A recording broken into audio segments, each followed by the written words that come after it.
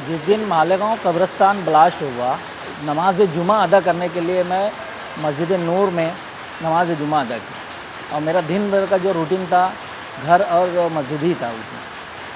और मस्जिद के जो मुसल्ली है उन लोगों से मुझे पता चला कि मालेगांव कब्रिस्तान में ब्लास्ट हुआ। मैं ये समझता हूँ इन लोगों की पुलिस कस्टडी में रहने के बाद मुझे ये नतीजा कि इन लोगों को असल जो लोग हैं, असल मुजरिम अव्वल दिन से मालूम थे। बल्कि ये कहें कि ब्लास्ट करने से पहले इनको ये भी मालूम था कि ब्लास्ट कौन करने वाला है, तो ये भी दुरुस्त होगा।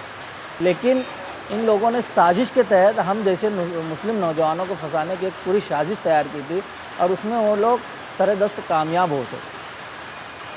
तो उसमें एक मालेगांव का एक ऑफिसर था, सीनियर ऑफिसर, उसका ये जुमला था कि जब मेरी उम्र 24 थी, उसका ये जुमला था कि तू दाढ़ी क्यों रखाता है, तू टोपी क्यों पहनता है, तू कुर्ता पजामा क्यों पहनता है, तू फिल्में क्यों नहीं देखता है।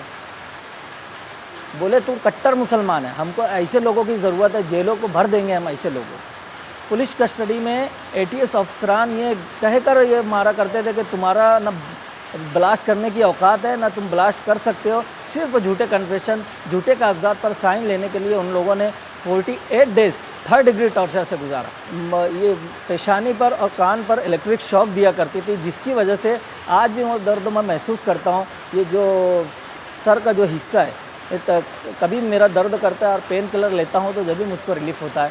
ये इस तरह का जुल्म उन लोगों ने किया। पूरे कपड़ों को उतार दिया करते थे और हाथों पैरों को बांध कर डंडे और पट्टों से मारा जाता था। और जब तक कि मैं मतलब ये कबूल ना कर लूँ, जब तक के मारेंगे, इस तरह का जुमला उन लोगों ने अदा करते थे। और घर वालों के ताल्लुक़ से, घर के औरतों के ताल्लुक़ से गंदी बातें, गंदी गालियाँ दिया करते थे। ये उन लोगों का 48 डेज़ कंटिन्यू ये चला है। घर की औरतों के बारे में क्या कहते थे? आप बोल रहे हो ना कि गंदी बातें, ऐसे जुमले हैं जो मैं मेरे ज़बान से अदा नहीं कर सकता। गंदी गालियाँ घर की औरतों को लाएंगे, उनके साथ भी ज़बरदस्ती की जाएगी, जिस तरह तेरे साथ किया जा रहा है। तो आपको मजबूरन साइन करना पड़ा? मजबूरन मुझे साइन करना पड़ा। तो जब आपने साइन किया तो उन्होंने कुछ बोला? उन्होंने ये कहा, रघुवंशी का जुमला ये था कि ना तुम्हारी औकात है ब्लास्ट करने की, ना बम बनाने की, लेकिन हम तुम्हें फंसाएंगे, तुम्हें क्या करना है करो। ATS चीफ रघुवंशी का जुमला। आज हमारी पहचान ऐसी बन गई है कि लोग ये नहीं कहते कि नूरुल हुदा जा रहा है, लोग ये कहते हैं कि फला ब्लास्ट में अरेस्ट हुआ था वो नूरुल हुदा जा रहा है। ये एक पहचान है, ये ATS वालों की गलत कारकर्दगी की पहचान है। मैं ये कहना चाहूँगा कि अगर आप 2006 में असल लोगों को गिरफ्तार करते तो सन 2008 मालेगांव का ब्लास्ट नहीं होता, अजमेर ब्लास्ट नहीं होता, समझौता एक्सप्रेस नहीं होता, हैदराबाद के दीगर ब्लास्ट नहीं होते, मोडासा का ब्लास्ट नहीं होता, गोवा का ब्लास्ट नहीं होता। ये देश का नुकसान हुआ है। कहीं ना कहीं ATS ये जिम्मेदार है कि उन लोगों ने असल लोगों को नहीं पकड़ा। देखिए, हमारा परिवार, अब एक माहौल ऐसा पुलिस ने बनाया था कि लोग हमसे हमदर्दी तो रखते थे, लेकिन हमारे पास आने के लिए कतराते थे। हमारे रिश्तेदार, दीगर अहबाब जो ऐसे थे, हमारे पास आने के लिए कतराते थे, कहीं ऐसा ना हो कि ATS हमें इनके साथ इन्वॉल्व कर दे। तो ये हमारे लिए, हमारे घर में रिश्ते आना बंद हो गए थे। हमारे घर में कोई रिश्ता करने को तैयार नहीं था। इसका ज़िम्मेदार भी हम ATS को मानते हैं। वो अल्लाह का एहसान हुआ कि जब हम बेल पर आए तो धीरे धीरे हमसे लोग और करीब आते गए, लोगों को ये पता चलते गया कि वाकई में ये लोग बेगुनाह हैं। और फिर आज एक वक्त ऐसा भी आया कि आज पूरी दुनिया को ये जाहिर हो गया कि हम कितने बेगुनाह थे।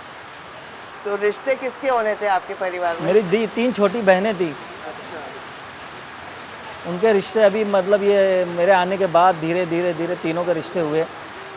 और उनके पहले नहीं हो रहे थे। बहुत से रिश्ते आते थे, ये मालूम पड़ता था कि ये नूरुल हुदा का घर है, तो रिश्ता नहीं हो जाता था। ये तकलीफ़ के मराहिल से हम गुजरे। नूरुल साहब, एक बात बताइए कि आज की तारीख में आप ATS को क्या कहना चाहेंगे?